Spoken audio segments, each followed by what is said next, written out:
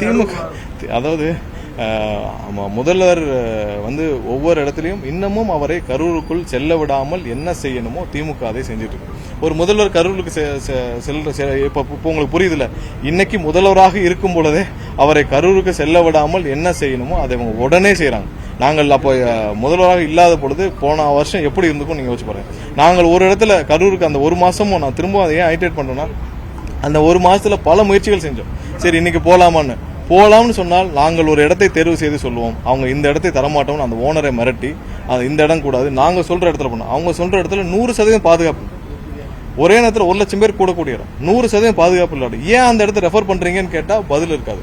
So இது மாதிரி ஒரு மாசம் காத்திருந்து ஒரு மாசத்துக்கு அப்புறம் தான் சென்னையில சந்திக்கிற ஏற்பாடே செஞ்சோம். நான் எல்லா முயற்சிகளும் செஞ்சோம். சோ திடீர்னு போய் ஒரு 4 வீட்டுக்காவது போயிடலாமா அப்படின்னு பார்த்தாலும் முழுமையாக முதல்வருடைய வீடு அலுவலகம் போலீசாரால் அந்த டைம்ல கண்காணிக்கப்பட்டுச்சு.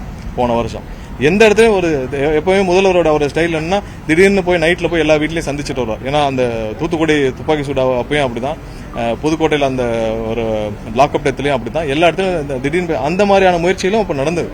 சோ அதற்கும் ஆனால் முழு அளவில் முதல்வருடைய வீடும் அலுவலகம் அனைத்தும் கண்காணிப்பில் இருந்த காலத்துல எந்த முயற்சி எடுக்க முடியல.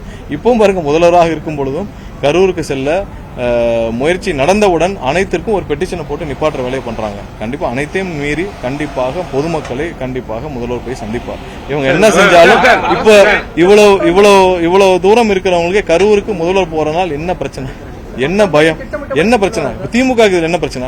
நீங்க அரசாக இருந்தீங்க விட்டுருங்க, இப்ப திமுக கட்சியா உங்களுக்கு என்ன பிரச்சனை? முதல்வர் கரூருக்கு போவதனால் திமுகவுக்கும் கட்சியினருக்கு என்ன பிரச்சனை? உடனடியா பெட்டிஷன் ஃபைல் பண்ற அளவுக்கு என்ன பிரச்சனை? இது மாதிரி ஊழல் வழக்குல போய் இருந்த எல்லா ஊழல் வழக்குலையும் ஃபைல் பண்ணீங்களா? எல்லாத்திலும் போய் அப்பீல் தானே போனீங்க. ஊழல் வழக்கை விசாரிக்க கூடாது அப்பீல் போனீங்க. இதுல என்ன இவ்வளவு அவசர பெட்டிஷன்? எல்லாத்தையும் தாண்டி முதல்வர் கண்டிப்பா சந்திப்பார். இல்ல நிறைய அது முதல்வருடைய முடிவு, முதல்வர் நிறைய யோசிச்சுட்டு இருக்காங்க. கண்டிப்பாக நாங்கள் நான் இப்பவும் சொல்றோம், அது எங்களுடைய வாழ்நாள் துயரம். கரூர் சம்பவம் எங்கள் அனைவருக்கும் ஒரு வாழ்நாள் துயரம். நாங்கள் எப்போனாலும் வாரத்துக்கு ஒரு 2 நாளாவது அந்த சம்பவத்தை நினைக்காத நாட்கள் இல்லை. எங்களுடைய வாழ்நாள் துயரம். அது நாங்கள் கண்டிப்பா மறக்க மாட்டோம். அந்த 41 குடும்பங்களையும் மறக்க மாட்டோம். இதுவரைக்கும் அதுல அடிபட்டாங்கல்ல, அந்த அடிபட்டு பாதிக்கப்பட்டவர்கள் நாங்கள் கட்சியிலிருந்து ஒரு நிதி கொடுக்க வேண்டும். அதையும் கொடுக்க விடாமல் உச்சநீதிமன்றத்தில் போட்டு பெட்டிஷன் போட்டு தடுத்து வைக்கிறோம். அவங்களுக்கு நாங்கள் இன்ஃபர்மேஷன் சொல்லியிருக்கோம். அவர் நிதி நாங்கள் 2 லட்சம் ரூபாய் நிதி கொடுக்கறதா இருந்தோம். அந்த நிதியும் கொடுக்க விடாமல் இதுவரைக்கும் தடுத்து வச்சிருக்காங்க திமுகவினர். அதையும் கொடுக்கறதுக்கான ஏற்பாடுகள் அதை உச்சநீதிமன்றம் வாயிலாக கொடுத்து முடிச்சுட்டு பண்ணணும்னு பார்த்திருக்கோம். மற்றவங்க முதல்ல கொடுத்துருவோம், இல்லாட்டி அதையும் நிறுத்தியிருப்பாரு.